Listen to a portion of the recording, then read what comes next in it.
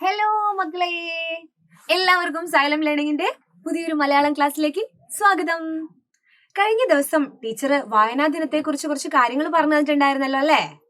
എല്ലാവരും അത് കേട്ട് മനസ്സിലാക്കി എന്ന് വിചാരിക്കുന്നു.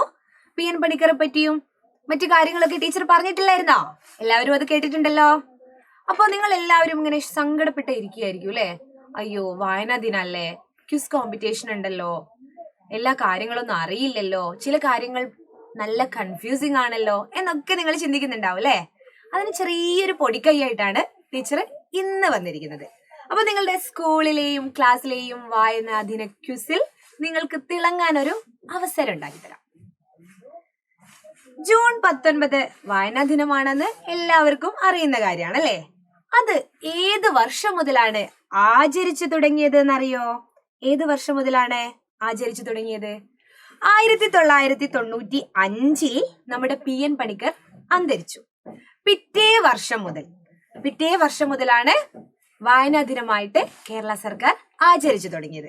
അപ്പൊ ജൂൺ 19 വായനാ ദിനമായി ആചരിച്ചു തുടങ്ങിയ വർഷം എപ്പോഴാണ്? 1996 മുതലാണ് കേരളത്തിൽ. അപ്പൊ ഇന്ത്യയിലേക്ക് വരുമ്പോ, അത് ടീച്ചർ ഇവിടെ എഴുതിയിട്ടില്ല, ഇന്ത്യയിലേക്ക് വരുമ്പോ അത് 2017 ദേശീയ വായനാ ദിനമായിട്ടും ആചരിക്കുന്നുണ്ട്. അത് മക്കൾ ഓർത്തു വെക്കണം കേട്ടോ. അടുത്ത ചോദ്യം, ആരുടെ ഓർമ്മയ്ക്കായാണ് വായനാ ദിനം ആചരിക്കുന്നത്? തൊട്ടു മുൻപേ പറഞ്ഞല്ലോ, PN പണിക്കർ മരിച്ചതിന്റെ പിറ്റേത്തെ വർഷം മുതലാണ് ജൂൺ 19 വായനാ ദിനമായിട്ട് ആചരിച്ചു തുടങ്ങിയതെന്ന്. അപ്പോ PN പണിക്കരുടെ ഓർമ്മ ദിനമായിട്ടാണ് വായനാ ദിനം നമ്മൾ ആചരിക്കുന്നത്. PN പണിക്കരുടെ യഥാർത്ഥ പേരെന്താണ്? PN പണിക്കർ. അദ്ദേഹത്തിന്റെ യഥാർത്ഥ പേര് പുതുവായിൽ നാരായണ പണിക്കർ എന്നാണ്. പുതുവായിൽ നാരായണ പണിക്കർ. ഗ്രന്ഥശാല പ്രസ്ഥാനത്തിന് തുടക്കം കുറിച്ചതാരാണ്? ടീച്ചർ പറഞ്ഞിട്ടുണ്ടായിരുന്നു, ഗ്രന്ഥശാല തുടങ്ങാൻ വേണ്ടി അതികഠിനമായി പ്രവർത്തിച്ച ഒരാളായിരുന്നു ആര്? PN പണിക്കർ. കേരളത്തിലുടനീളം വായനശാലകൾ പണിത അദ്ദേഹം ആണ് ഗ്രന്ഥശാല പ്രസ്ഥാനത്തിന് തുടക്കം കുറിച്ചത്. അപ്പൊ ഗ്രന്ഥശാല പ്രസ്ഥാനത്തിന് തുടക്കം കുറിച്ചത് ആര് എന്ന് ചോദിച്ചാൽ PN പണിക്കർ എന്ന് നമുക്ക് ഉത്തരമുണ്ടല്ലോ.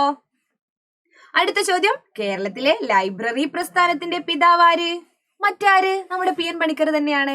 കേരളത്തിലെ ലൈബ്രറി പ്രസ്ഥാനത്തിന്റെ പിതാവ് PN പണിക്കർ. അദ്ദേഹം പറഞ്ഞ ഒരു വാചകം ഉണ്ടായിരുന്നു. എന്താണത്? വായിച്ചു വളരുക, ചിന്തിച്ച് വിവേകം നേടുക. വായിച്ചു വളരുക, ചിന്തിച്ച് വിവേകം നേടുക. ആരുടെ വാക്കുകളാണ് എന്ന് ചോദിച്ചാൽ അതിന്റെ ഉത്തരവും PN പണിക്കർ, പുതുവായിൽ നാരായണ പണിക്കർ തന്നെയാണ് കേട്ടോ മക്കളെ.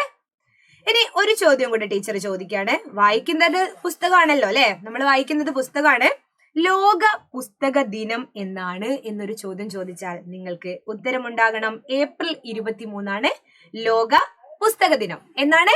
ഏപ്രിൽ 23 ലോക പുസ്തക ദിനം. അടുത്ത ദിവസം കൂടുതൽ ചോദ്യങ്ങളുമായി ടീച്ചർ വീണ്ടും വരുന്നതായിരിക്കും.